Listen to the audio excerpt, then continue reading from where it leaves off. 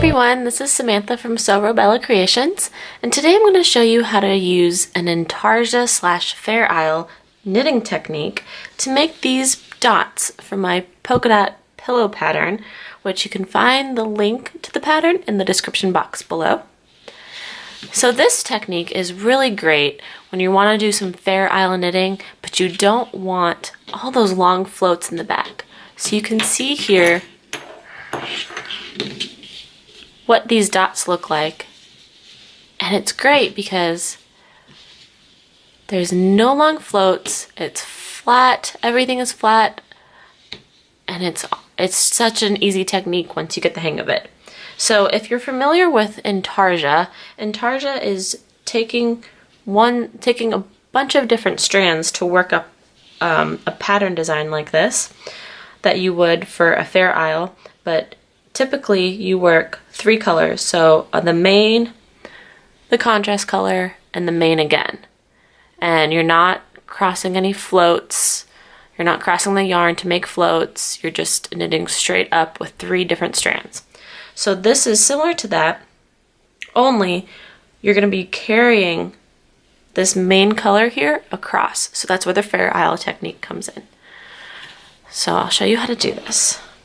So you want to just knit however many stitches the pattern calls for until you get to that first stitch where you need to join the yarn, and I'll show you how to do that.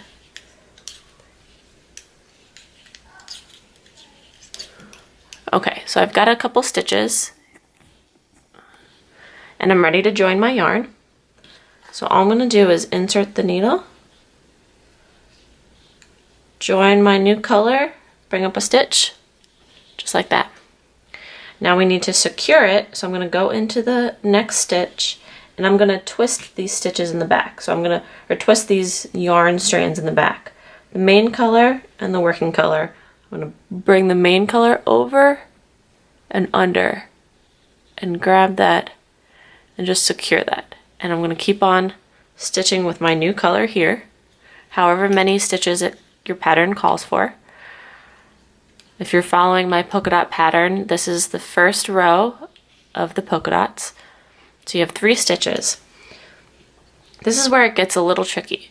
So you want to secure the yarn 1 stitch to the next, 1 stitch to the left of where you're going to be knitting the next row up.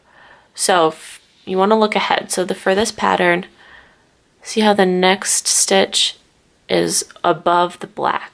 So this one is going to be white when you come back on the purl side.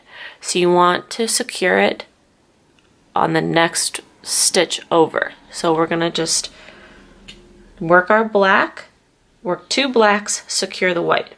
So now this is where our Fair Isle technique comes in. You want to stretch these out, insert your needle, and bring your main color across the top. You always want to bring the main color across the top and keep the contrast color on the bottom when you do the Fair Isle part. So you're going to bring that to the top, knit that first, knit that second, because this is where we're going to secure it now.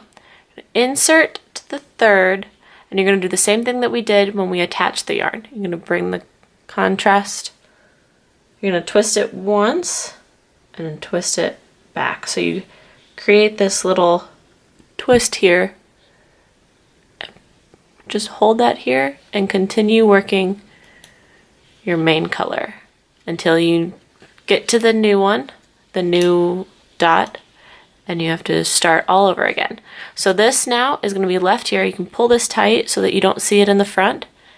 And the next time you use this is going to be for this stitch coming back on the purl side. So we're using only this strand of yarn for this little dot. When we come to the next dot here, that's where we grab a new strand and we knit with that strand only for that dot.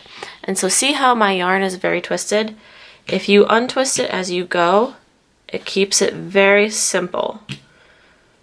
So just keep that over here. Now we're done with this yarn and we can kind of lay it here off to the side. We don't need that until we come back on the purl side for that stitch. And we just continue on knitting until we get to the next one and do the same thing all over again. That's how you do that. That's how you do the knit row. Now stay tuned for my next video and I'll show you how to do this technique on the purl side.